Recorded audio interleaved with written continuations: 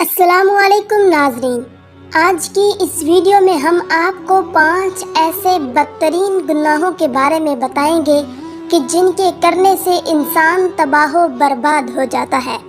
ناظرین، حضرت علی رضی اللہ تعالیٰ عنہ کے پاس ایک شخص آیا، کہنے لگا، حضرت وہ کون سے ایسے بدترین گناہ ہیں جو انسان کے رزق کو ختم کر دیتے ہیں، اور یہ گناہ دنیا اور آخرت میں انسان کو اس طرح ذلیل کرتے ہیں کہ انسان کا دنیا اور آخرت میں کوئی مددگار باقی نہیں رہتا۔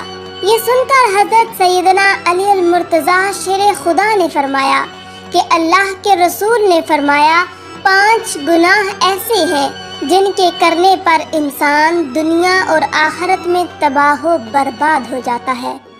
5 گناہ ایسے خطرناک گناہ ہیں جن کے کرنے پر انسان دنیا میں بھی ذلیل اور آخرت میں بھی ذلیل، دنیا میں بھی برباد اور آخرت میں بھی برباد ہو جاتا ہے۔ 5 گناہ کرنے والا شخص دنیا میں بے سکون رہ جاتا ہے، بے آرام رہ جاتا ہے، سکون کا جنازہ نکل جاتا ہے، مشکلات عروج پر آ جاتی ہیں۔ جی، یہ 5 گناہ ایسے خطرناک گناہ ہے۔ حضرت علی نے فرمایا کہ اگر تم چاہتے ہو کہ اللہ کا خاص کرم تم پر برقرار رہے، اگر تم چاہتے ہو کہ رزق کی فراوانی ہو، کامیابی تمہارے قدم چومے، خوشحالی تمہارے قدم چومے، تو خدا را ان 5 گناہوں سے بچ کر رہنا۔ یہ خطرناک 5 گناہ کبھی نہ کرنا۔ پوچھا گیا، حضرت وہ 5 گناہ کون سے ہیں؟ وہ 5 خطرناک گناہ کون سے ہیں؟ تو حضرت علی نے فرمایا، پہلا گناہ تو سود کھانا ہے، پہلا گناہ سود کا کاروبار کرنا ہے۔ فرمایا، ہائے سود خور انسان دنیا میں بھی ذلیل اور آخرت میں بھی ذلیل، سود خور انسان دنیا میں بھی تباہ و برباد، آخرت میں بھی تباہ و برباد۔ سود خور انسان کو کبھی بھی عزت نہیں ملتی، کبھی بھی سکون کی نیند نہیں سوتا۔ سود خور انسان جو دوسروں کو ٹینشن میں مبتلا رکھتا ہے، خود بھی ہر وقت، ہر گھڑی، ہر لمحے ٹینشن میں رہتا ہے۔ طرح طرح کی پریشانیاں اسے گھیر لیتی ہیں، ہر طرح کی مصیبتیں اسے گھیر لیتی ہیں۔ فرمایا، قیامت کے دن سود خور انسان ایسے اٹھیں گے کہ ان کے چہرے مسخ کر دیے جائیں گے۔ ایک سود خور انسان سیڑھی سے نیچے گرا، منہ کے بل زمین پر گرا اور وہیں مر گیا۔ بیٹا کئی روز تک باپ کا غم مناتا رہا۔ ایک رات بیٹے نے باپ کو خواب میں دیکھا، دیکھ کر پوچھا، ابا تیرے ساتھ کیا معاملہ ہوا؟ سود خور ابا نے کہا، نہ پوچھ بیٹے، سیڑھی سے نیچے گرا تھا، بجائے زمین پر آنے کے سیدھا جہنم میں چلا گیا۔ حضرت شیخ سعدی رحمۃ اللہ علیہ نے فرمایا، میں ایک نیا مکان خرید رہا تھا، مکان کی تلاش میں تھا، اتنے میں ایک سود خور میرے پاس آیا، مجھے کہنے لگا، یہ مکان خرید لو، عمدہ مکان ہے، اس میں کوئی عیب نہیں ہے، اچھا مکان ہے، میں آپ کا ہمسایہ ہوں، اسی محلے کا رہنے والا ہوں، آپ کا پڑوسی بن جاؤں گا، آپ کا ہمسایہ بن جاؤں گا۔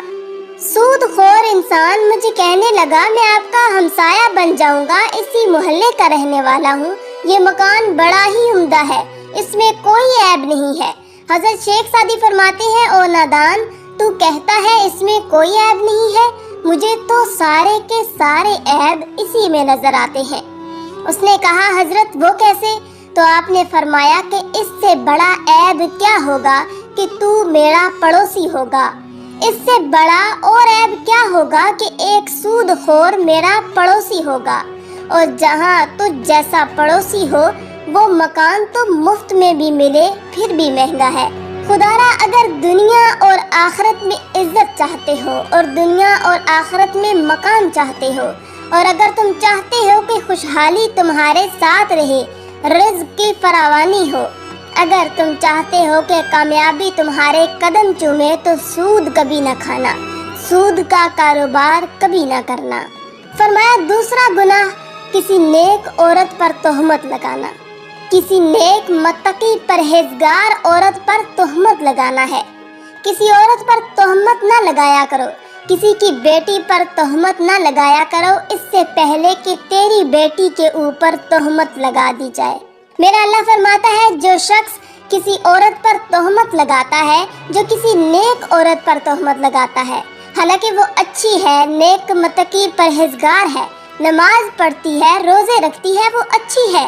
جو شخص کسی اچھی عورت پر تہمت لگاتا ہے وہ دنیا اور آخرت میں ذلیل و خوار ہو جاتا ہے۔ اگر تم کسی کی بیٹی سے نکاح نہیں کر سکتے تو نہ کرو، کوئی بات نہیں، خدا را کسی کی بیٹی کے اوپر تہمت مت لگانا۔ ہائے وہ بوڑھا باپ جو اپنی بوڑھی کمر پر بوریاں لاد کر دن رات محنت مزدوری کرتا ہے، دن رات اوور ٹائم لگا کر محنت مزدوری کر کے بوڑھی کمر پر بوریاں لاد کر اس نے اپنی بیٹی کو جوان کیا، اس کو پڑھایا لکھایا۔ آج جب اس کی بیٹی جوان ہوئی تو محلے کے لوگوں نے، محلے کے نوجوانوں نے اس کی غریب بیٹی کو قبول ہی نہیں کیا، تہمت لگا کر اسے ٹھکرا دیا، شادی کرنا گوارا نہیں کیا، نکاح نہ کیا، اس لیے کہ ان کے پاس جہیز نہیں ہے۔ ایک تو تم نے نکاح نہیں کیا، دوسرا اوپر سے تہمت تو نہ لگاؤ۔ فرمایا اگر تم چاہتے ہو کہ دنیا اور آخرت میں تمہیں عزت ملے، مقام ملے، خوشحالی ملے تو کسی نیک عورت پر تہمت نہ لگانا۔ تیسرا گناہ کسی کا مال ہڑپ کر جانا، خاص طور پر یتیموں کا مال ہڑپ کر جانا۔ یتیموں کے سروں پر شفقت بھرا ہاتھ رکھو، یتیموں کے سروں پر رحمت بھرا ہاتھ رکھو، کیونکہ جب کبھی آپ مر جائیں تو آپ کی اولاد کے سر پر کوئی شفقت کا ہاتھ رکھنے والا ہو۔ فرمایا چوتھا گناہ اللہ کی ذات کے ساتھ کسی کو شریک ٹھہرانا ہے۔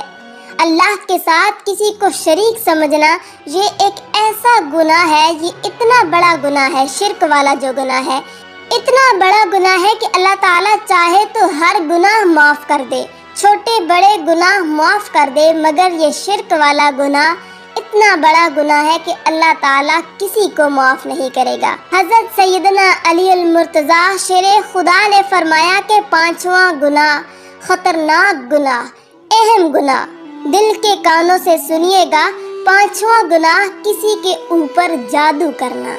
جادوگر شخص کے گھر کا کھانا حرام، اس کے گھر کا پانی حرام، اس کے گھر کا دودھ حرام، اس کے گھر کا نمک حرام، اس کے گھر کی ہر ایک چیز حرام۔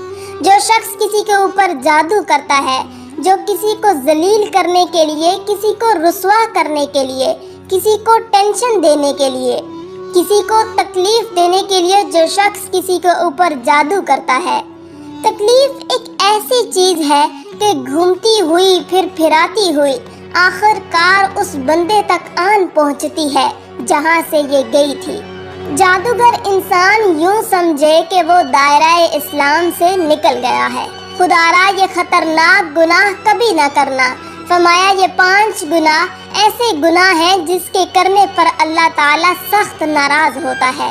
اگر آپ چاہتے ہو کہ اللہ کا کرم آپ کے اوپر برقرار رہے، اللہ کا خاص کرم تمہارے اوپر ہر وقت برقرار رہے، تو یہ 5 گناہ کبھی نہ کرنا۔ تو ان گناہوں سے پرہیز کرنا، بچے رہنا، انشاءاللہ تمہیں دنیا میں بھی عزت ملے گی، مقام بھی ملے گا، تمہیں دنیا میں بھی مرتبہ ملے گا، تم دنیا میں بھی کامیاب ہو جاؤ گے، رزق میں فراوانی ہوگی، خوشحالی ہوگی، کامیابی تمہارے قدم چومے گی اور تمہاری آخرت بھی سنور جائے گی۔